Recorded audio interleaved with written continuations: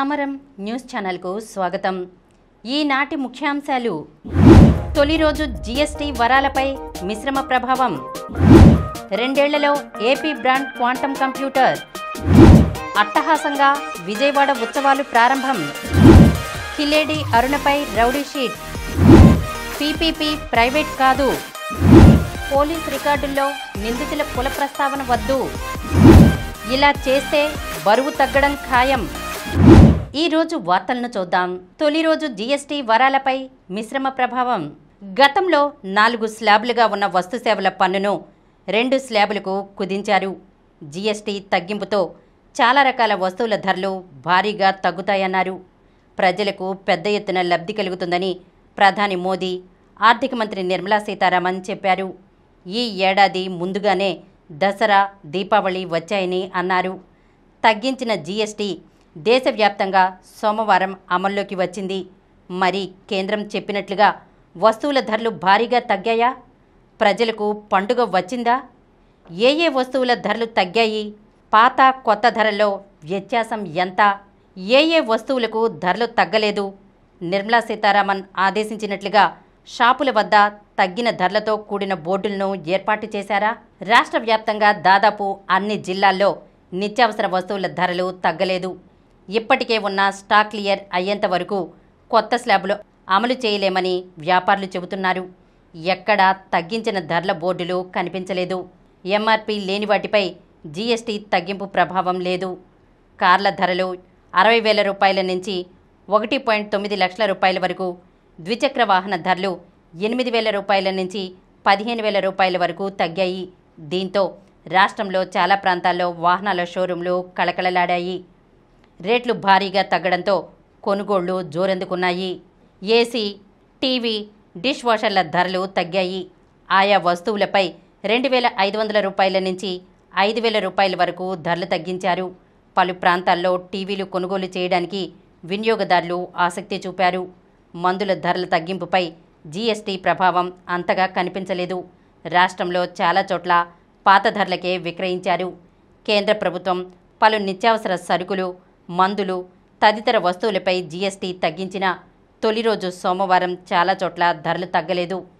పాత స్టాక్ ఉండటం, వాటికి పాత జీఎస్టీ చెల్లించి కొనుగోలు చేసినందున వాటి విక్రయాలు పూర్తయ్యే వరకు ధరలు తగ్గించలేమని పలువురు వ్యాపారులు చెబుతున్నారు. సాఫ్ట్వేర్ అప్డేషన్ పూర్తి కాలేదని మరికొందరు అంటున్నారు. 2 ఏళ్లలో ఏపీ బ్రాండ్ క్వాంటమ్ కంప్యూటర్. 2 ఏళ్లలో రాష్ట్రంలో క్వాంటమ్ కంప్యూటర్ను తయారు చేసి విదేశాలకు ఎగుమతి చేస్తామని ముఖ్యమంత్రి చంద్రబాబు చెప్పారు. ప్రస్తుతం ప్రపంచంలో 6-7 దేశాలు మాత్రమే క్వాంటమ్ కంప్యూటింగ్లో ఉన్నాయని అన్నారు. భవిష్యత్తులో క్వాంటమ్ కంప్యూటింగ్ కేంద్రంగా ఆంధ్రప్రదేశ్ మారుతుందని ధీమా వ్యక్తం చేశారు. కేంద్ర ఐటీ, సమాచార శాఖ విశాఖపట్నంలోని ఓ హోటల్లో సోమవారం ప్రారంభించిన 2 రోజుల 28వ జాతీయ ఈ గవర్నెన్స్ సదస్సుకు ఆయన హాజరై ప్రసంగించారు. సివిల్ సర్వీసెస్ డిజిటల్ ట్రాన్స్ఫర్మేషన్ అనే అంశంపై నిర్వహిస్తున్న ఈ సదస్సులో ప్రసంగించారు. భారతదేశంలో టెక్నాలజీని సమర్థంగా వినియోగించుకోవడంలో తనతో పోటీపడే ముఖ్యమంత్రి ఎవరూ లేరన్నారు. ఇదే మాట మాజీ సీఎం దివంగత ఎస్ఎం కృష్ణ కూడా అనేవారు. ప్రజలకు సేవలు అందించడంలో డిజిటల్ ట్రాన్స్ఫర్మేషన్ చాలా కీలకమైన పాత్ర పోషిస్తుంది. ప్రభుత్వ శాఖల ద్వారా పౌర సేవలు అందించడానికి ఆర్టిఫిషియల్ ఇంటెలిజెన్స్ చాలా బాగా ఉపయోగపడుతుంది. సమాచార సాంకేతిక రంగంలో విప్లవాత్మకమైన మార్పులు తెచ్చిన పార్టీగా తెలుగుదేశం చరిత్ర పుటల్లో నిలిచిపోతుంది. తొలుత ఈ సేవ, ఆ తర్వాత మీ సేవా కేంద్రాల ద్వారా ప్రజలకు సేవలు అందించాం. ఇప్పుడు మనమిత్ర ద్వారా 751 సేవలు వాట్సాప్ ద్వారానే అందించడానికి ఏర్పాట్లు చేశాం. ప్రధాని మోదీ ఆత్మనిర్భర్ భారత్ అంటూ స్వదేశీ తయారీని ప్రోత్సహిస్తున్నారు. దీనిని అన్ని రంగాలకు విస్తరిస్తాం. పెద్ద ఎత్తున స్వదేశీ బ్రాండ్లు తయారు చేసి ప్రపంచ దేశాలకు అందించాలని పిలుపునిస్తున్నాను. ఏపీ ప్రభుత్వం సంజీవని పేరుతో ప్రజల డిజిటల్ హెల్త్ కార్డులు తయారు చేస్తోంది. దీన్ని మొదట ఏపీలో అమలు చేసి ఆపై ఇతర రాష్ట్రాలకు అందిస్తాం. ఒక కుటుంబం, ఒక పారిశ్రామికవేత్త నినాదంతో ముందుకు వెళ్తున్నాం.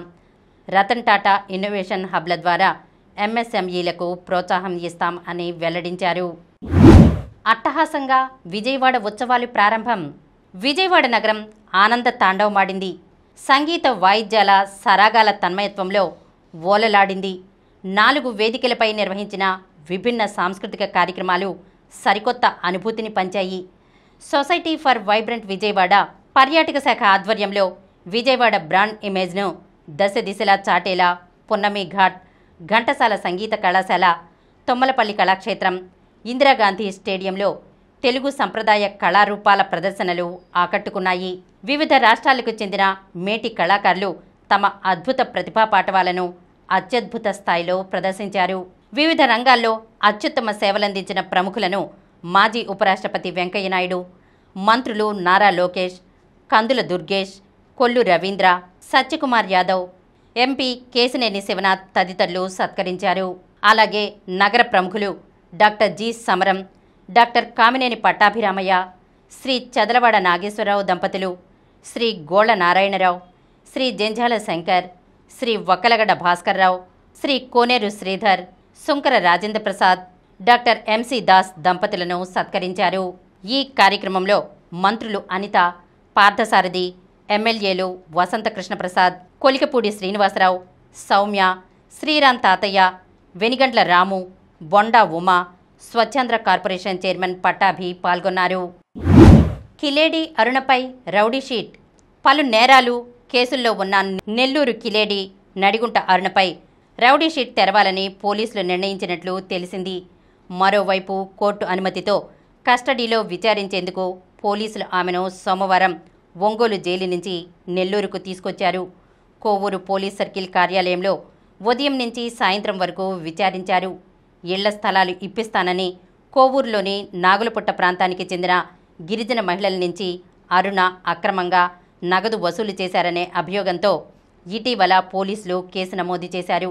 దీనిపై సిఐ సుధాకర్ రెడ్డి, నెల్లూరు సిఐ నాగేశ్వరమ్మ ఆధ్వర్యంలో ఐడి పార్టీ పోలీసులు అరుణను విచారించారు. చాలా ప్రశ్నలకు తనకేమీ తెలియదని అరుణ సమాధానం ఇచ్చిందని, ఇంకొన్ని ప్రశ్నలకు సమాధానం దాటవేసినట్లు సమాచారం. సాయంత్రం తిరిగి జైలుకు ఆమెను తరలించారు. ఈరోజు మళ్లీ కస్టడీలోకి తీసుకుని విచారించనున్నారు. ఓ అపార్ట్మెంటు ఫ్లాట్ ఆక్రమణపైన ఆమెపై కేసు నమోదు కాగా అందులో 2 రోజుల కిందట బెయిల్ మంజూరైంది. నెల్లూరులో నమోదైన 2 గంజాయి అక్రమ రవాణా కేసుల్లో అన్నదమ్ముల ఆస్తి వివాదం కేసులో ఆమె ప్రస్తుతం రిమాండ్లో ఉంది. పీపీపీ ప్రైవేట్ కాదు. పీపీపీ విధానం అంటే ప్రైవేటీకరణ కాదని విద్యాశాఖ మంత్రి లోకేష్ స్పష్టం చేశారు. సోమవారం అసెంబ్లీలోనే తన ఛాంబర్లో పలు అంశాలపై మీడియాతో మాట్లాడారు. పీపీపీపై వైసీపీది అనవసర రాద్ధాంతమని విమర్శించారు. ప్రభుత్వ ఆస్తులను ప్రైవేటుకు విక్రయించడం లేదన్నారు. 2028 నాటికి అన్ని మెడికల్ కాలేజీల నిర్మాణాలను పూర్తి చేస్తామని, పీపీపీ విధానం వల్ల విద్యార్థులకు ఎలాంటి నష్టం కలగకుండా చూస్తామని స్పష్టం చేశారు. రోడ్లు, విమానాశ్రయాలు అన్నీ పీపీపీ విధానంలోనే అభివృద్ధి చేస్తున్నాం. మరి వాటన్నింటినీ ప్రైవేటు వారికి కట్టబెట్టేసినట్లేనా? ఇప్పుడు ఇంత గగ్గోలు పెడుతున్న జగన్ 5 ఏళ్ల కాలంలో 5 మెడికల్ కాలేజీలను కూడా ఎందుకు పూర్తి చేయలేదు? కనీసం తన పులివెందులలోనూ పూర్తి చేయలేకపోయారు అని అన్నారు. గతంలో చంద్రబాబు ఇంజనీరింగ్ కాలేజీలకు అనుమతి ఇచ్చే సమయంలో అప్పటి కాంగ్రెస్ నేతలు ఇలాంటి విమర్శలే చేశారని, అప్పుడు చంద్రబాబు వెనుకడుగు వేసి ఉంటే ఇప్పుడు ఇన్ని ఇంజనీరింగ్ కాలేజీలు వచ్చేవా అని ప్రశ్నించారు. ఫ్రిజనరీకి, విజనరీకి ఉన్న తేడా అదే అని జగన్ను ఎద్దేవా చేశారు. జగన్ తాను కట్టిన కాలేజీలను చూసి ఆహా ఓహో అనాలని అంటున్నారు. అసలు కాలేజీలు ఉంటే కదా అనడానికి. ప్రభుత్వ కార్యక్రమాల్లో ప్రైవేట్ను భాగస్వాములను చేస్తే అది ప్రైవేటీకరణ ఎలా అవుతుంది? తన మనుషులకు ఇచ్చిన కాంట్రాక్టులు పోతున్నాయనే జగన్ భయం. అందుకే గగ్గోలు పెడుతున్నారు అని దుయ్యబట్టారు. పోలీస్ రికార్డుల్లో నిందితుల కుల ప్రస్తావన వద్దు. ఉత్తరప్రదేశ్లో కుల వివక్ష నిర్మూలన లక్ష్యంతో యోగి ఆదిత్యనాథ్ ప్రభుత్వం పలు చర్యలు ప్రారంభించింది. కుల ఆధారిత వివక్షను నిర్మూలించాలంటూ గత మంగళవారం అలహాబాద్ హైకోర్టు ఇచ్చిన ఆదేశాల అమలుకు నడుం బిగించింది. ఇందుకు సంబంధించి ఆదివారం రాత్రి జిల్లా అధికారులకు ఆదేశాలు జారీ చేసింది. ఇవి తక్షణమే అమల్లోకి వస్తాయని స్పష్టం చేసింది. ప్రభుత్వ ఆదేశాల ప్రకారం పోలీస్ రికార్డులు, పబ్లిక్ నోటీసుల్లో ఇకపై కుల ప్రస్తావన ఉండకూడదు. నిందితుల కులాన్ని పోలీస్ రికార్డుల్లో రాయకూడదు. కేసు మెమోలు, అరెస్టు పత్రాలు, పోలీస్ స్టేషన్ బోర్డుల్లో వారి కులాలను ప్రస్తావించకూడదు. Crime and criminal tracking network and సిస్టమ్స్లో కులం అన్న కాలాన్ని ఖాళీగా ఉంచనున్నారు. రికార్డుల్లో మాత్రం నిందితుడి తండ్రి పేరుతో పాటు తల్లి పేరును కూడా రాయాల్సి ఉంటుంది. వాహనాలపై కులాల పేర్లు, నినాదాలు రాస్తే మోటారు వాహనాల చట్టం ప్రకారం చలాన్లు విధిస్తారు. పట్టణాలు, గ్రామాల్లో కులాల పేర్లను సూచించే ప్రాంతాల బోర్డులు, చిహ్నాలను తొలగించాల్సి ఉంటుంది. రాజకీయ ఉద్దేశాలతో నిర్వహించే కుల సమావేశాలకు అనుమతి ఉండదు. వాటిని ప్రభుత్వం నిషేధించింది. కుల గౌరవాన్ని, కుల విద్వేషాన్ని ప్రేరేపిస్తూ సోషల్ మీడియాలో పెట్టే పోస్టులను నిశితంగా పర్యవేక్షిస్తుంది. ఇలా చేస్తే బరువు తగ్గడం ఖాయం. బరువు తగ్గడం కోసం సరైన ఆహారాన్ని ఎంచుకోవడమే కాదు, ఆ ఆహారాన్ని ఎక్కువసార్లు నమిలి తినాలి. అలాగే ఆహార వేళలు, నిద్ర వేళలు కూడా క్రమం తప్పకుండా పాటించగలిగితే తక్కువ సమయంలో ఎక్కువ బరువును వదిలించుకోవడం కష్టమేమీ కాదు. ఉపవాసాలు, వ్యాయామాలు, ఆహార నియమాలు ఇలా బరువు తగ్గడం కోసం అనేక ప్రయత్నాలు చేసి విసిగిపోయిన వాళ్ళు అందుకు అడ్డుపడే ఇతరత్ర అంశాల మీద కూడా దృష్టి పెట్టాలి. బరువు తగ్గకపోగా కడుపుబ్బరం, అజీర్తి లాంటివి ఇబ్బంది పెడుతున్నప్పుడు ఫుడ్ ఇంటాలరెన్స్, ఫుడ్ అలర్జీలను కూడా పరీక్షించుకోవాలి. అలాగే కొన్ని పదార్థాలు ఇన్ఫ్లమేషన్ను పెంచుతాయి. వీటిల్లో అత్యధిక చక్కెరను కలిగి ఉండే పదార్థాలు ప్రధానమైనవి. వీటితో కీళ్ల వాపులు, మలబద్ధకం, పొట్టలో వాయువులు, నొప్పులు వేధిస్తాయి. అలాగే ఇన్ఫ్లమేషన్ బరువు తగ్గే ప్రయత్నాలకు అడ్డుపడుతూ ఉంటుంది. కాబట్టి ఫ్లేవనాయిడ్లు ఎక్కువగా ఉండే రంగురంగుల పండ్లు, కూరగాయలు, నట్స్, సీడ్స్ తినాలి. వీటితో ఇన్ఫ్లమేషన్ తగ్గి బరువు తగ్గే ప్రక్రియ ఊపందుకుంటుంది. అలాగే ఇన్ఫ్లమేషన్ను ప్రోత్సహించే ఫాస్ట్ ఫుడ్స్, నూనెలో వేయించిన పదార్థాలు, తీయని పానీయాలు తీసుకోవడం మానేయాలి. ఇప్పుడు కొన్ని సంక్షిప్త వార్తలను చూద్దాం. వచ్చే ఏడాది భారత్కు మరో S-400. భారత్తో కుదుర్చుకున్న ఒప్పందం మేరకు వచ్చే ఏడాది S-400 క్షిపణి వ్యవస్థల సరఫరా పూర్తవుతుందని రష్యా రక్షణ శాఖ వర్గాలు వెల్లడించాయి. ప్రైవేటు డిగ్రీ కాలేజీల బంద్. ఫీజు బకాయిలు విడుదల చేయాలని డిమాండ్ చేస్తూ ప్రైవేటు డిగ్రీ కాలేజీల సంఘం సోమవారం నుంచి సమ్మెలోకి దిగింది. పలు యాజమాన్యాల పరిధిలోని కాలేజీలు, విద్యా సంస్థలను మూసివేసి బంద్కు మద్దతు తెలిపాయి. ఈ నెల 27 వరకు బంద్ కొనసాగిస్తామని సంఘం ప్రతినిధులు K Gunda Reddy, P Jayaram, P Peddiraju సోమవారం ఒక ప్రకటనలో తెలిపారు. జాషువా జయంతి ఘనంగా నిర్వహిద్దాం. మాధవ్. మహాకవి గుర్రం జాషువా జయంతిని రాష్ట్రంలోని 4 ప్రాంతాల్లో ఘనంగా నిర్వహించాలని ఏపీ బీజేపీ నిర్ణయించింది. విజయవాడలోని బీజేపీ రాష్ట్ర కార్యాలయంలో అధ్యక్షుడు పివిఎన్ మాధవ్ పార్టీ ముఖ్య నేతలతో సమావేశమయ్యారు. ఆయన మాట్లాడుతూ సెప్టెంబర్ 28న జాషువా జయంతి రాష్ట్ర వ్యాప్తంగా నిర్వహించాలి. విజయవాడలో ఆయన్ను ఘనంగా గుర్తు చేసుకోవాలి.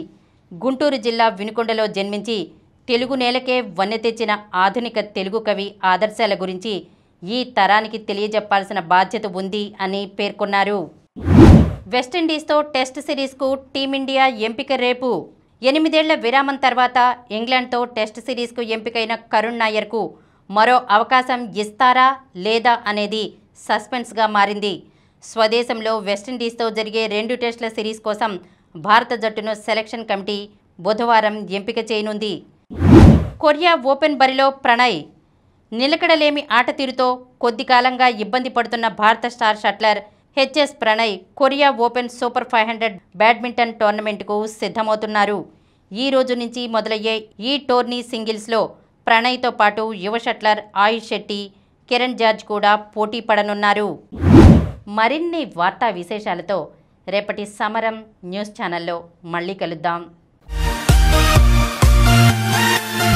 ప్రతిరోజు వార్తా విశేషాల కోసం అనతి కాలంలోనే 20 కోట్లకు పైగా వ్యూస్ సాధించిన సమరం ఛానల్ సమర్పించు సమరం న్యూస్ ఛానల్కు సబ్స్క్రైబ్ చేయండి, లైక్ చేయండి, మీ ఫ్రెండ్స్కి షేర్ చేయండి. అలాగే ప్రక్కనున్న గంట సింబల్ని ప్రెస్ చేయడం మర్చిపోకండి.